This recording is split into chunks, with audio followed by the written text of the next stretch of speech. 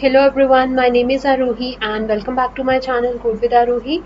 So guys, in my today's video, I'll show you the performance of CPU and GPU on a TensorFlow code.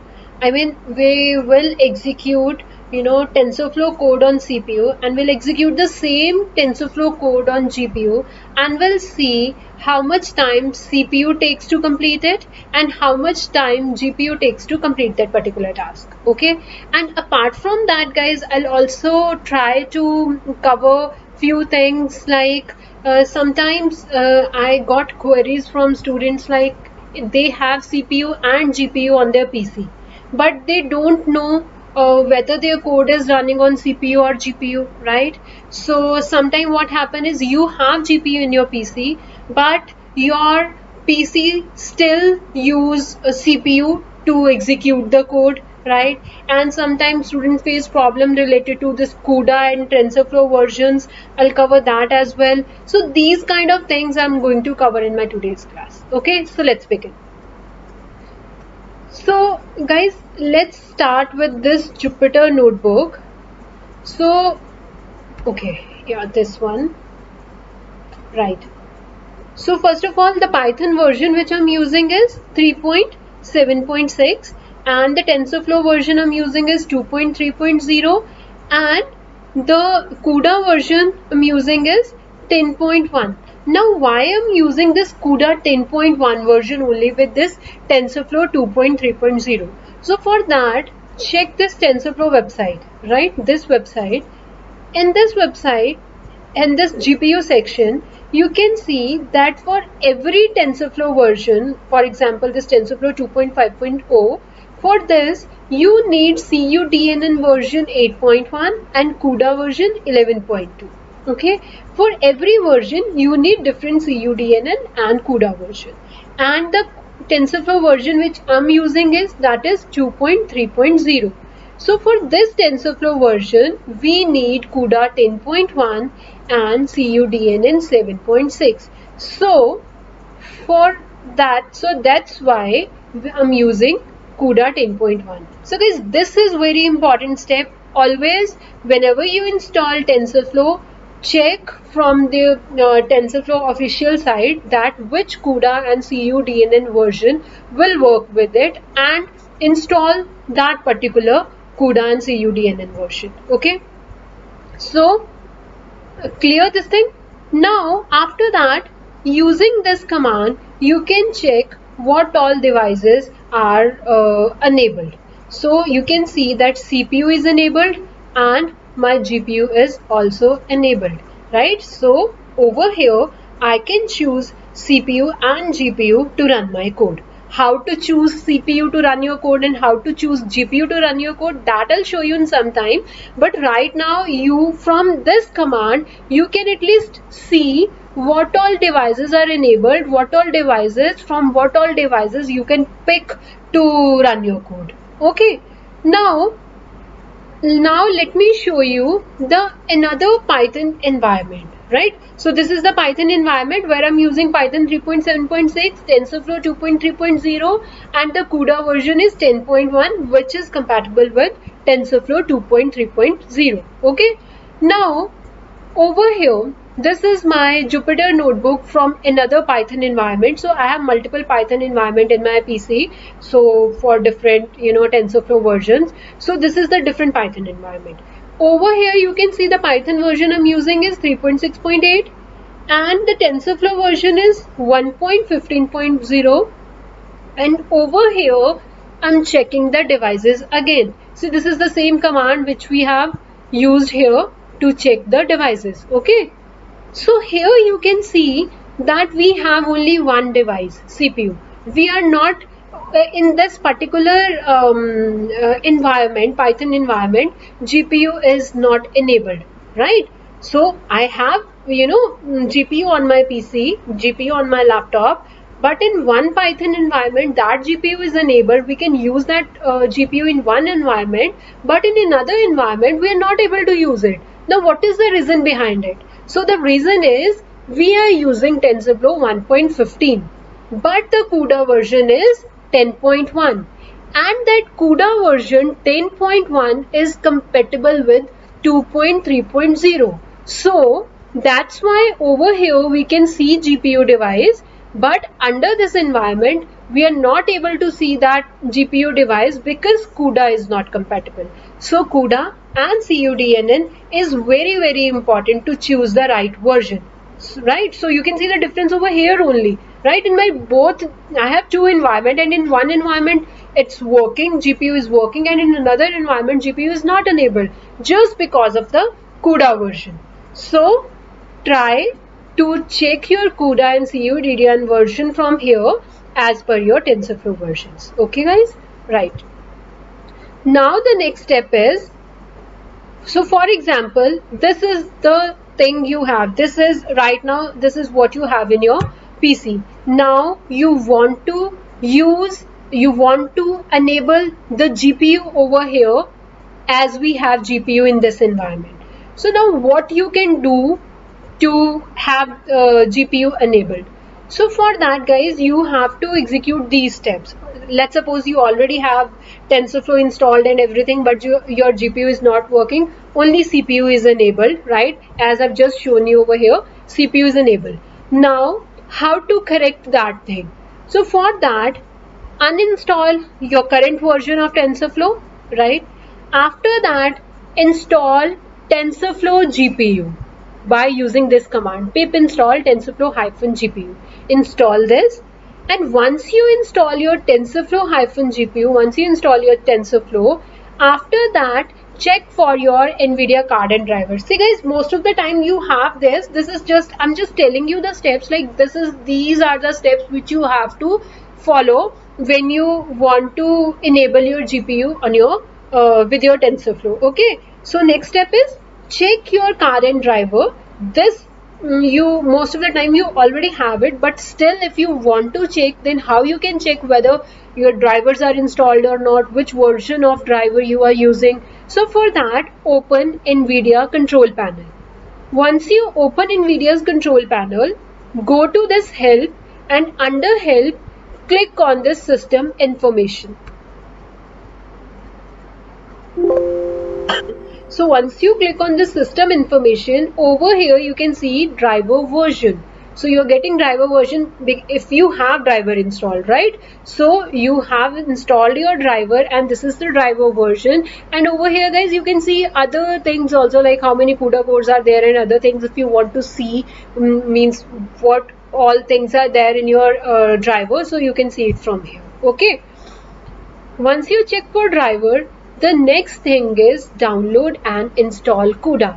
Now remember, you have to download and install CUDA as per your TensorFlow GPU. The version which you have installed here, the TensorFlow version, as per that TensorFlow version, you have to download and install the CUDA.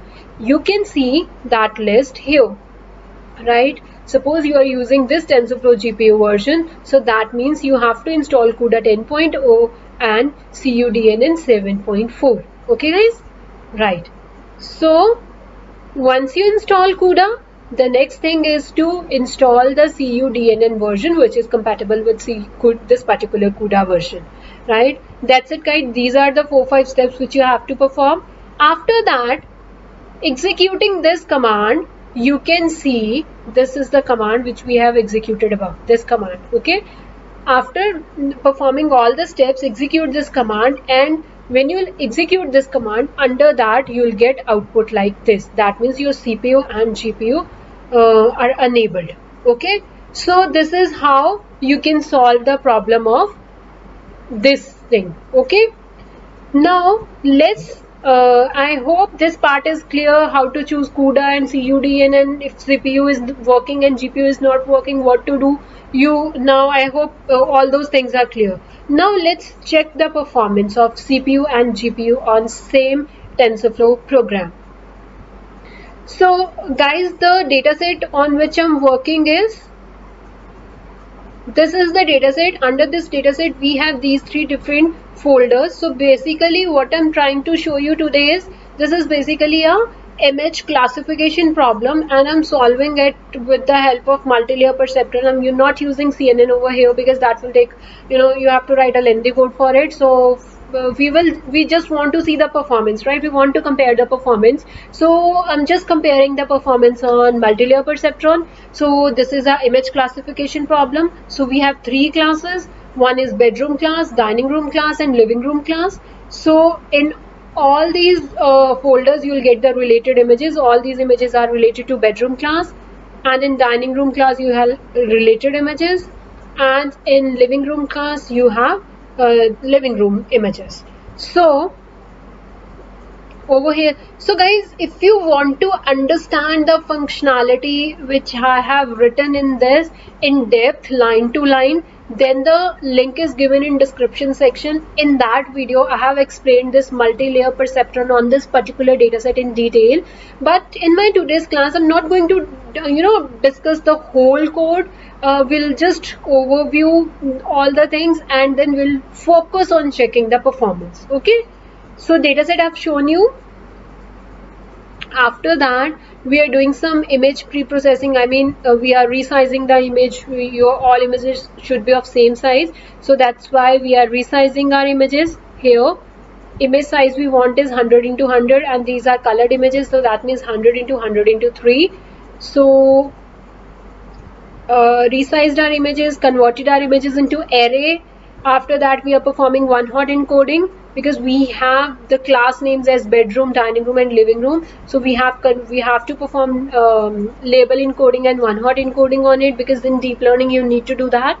Okay, and after that we are dividing our data into train and test, and these are the important parameters like learning rate and n hidden 1, n hidden 2. So basically guys, the multi-layer perceptron which I'm using for today classes, that are two hidden layer. One is input layer, second and third is hidden layer, and then we have output layer.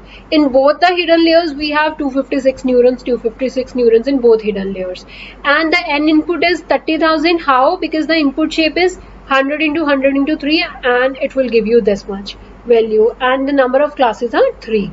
So this x and y are two variables which will store the input and output. These are the placeholders, and over here we have weights for h1 means weights for hidden layer 1, h2 means weight for hidden layer 2, and out means weights for final layer or output layer. In the same way, biases for first layer, second layer, and output layer. And here I have created a function. This function is having our neural network multi-layer perceptron. So this is the code for first layer. First line is doing summation, second line is performing activation. This is the code for second hidden layer, summation part, and then the activation part. And this is our output layer. In output layer we are using softmax function because this is a classification problem. And after that we are calculating the error, and we are using optimizer to update the weights, right? So this is how we are performing the training, and then we are checking the accuracy of our model, right guys? So guys, again, I'm not explaining you the coding part is already explained in another video. The link is given in description section. You can understand the code from there. Now mainly we'll focus on this part, the last 3-4 lines over here. So you can see this code we are running on CPU and multi-layer perceptron, right? So this is the function name where we have written our code for multi-layer perceptron. So you can see that it took 5.51 millisecond to execute this code, right? So we are using this over here. So this is responsible for calculating the time. So it took 5.51 milliseconds to execute the TensorFlow code on the particular dataset which I've shown you, right? Now let's see the same code on GPU, right? So now this is the TensorFlow notebook where the CUDA is enabled and TensorFlow is 2.3.0, right? So the earlier one is where CUDA is not enabled, right? Because we are using the TensorFlow version is different and CUDA is different version. So over here GPU is enabled, you can see over here, right? So this is the same code. So I'm just scrolling down and I'm going to the last part of this code.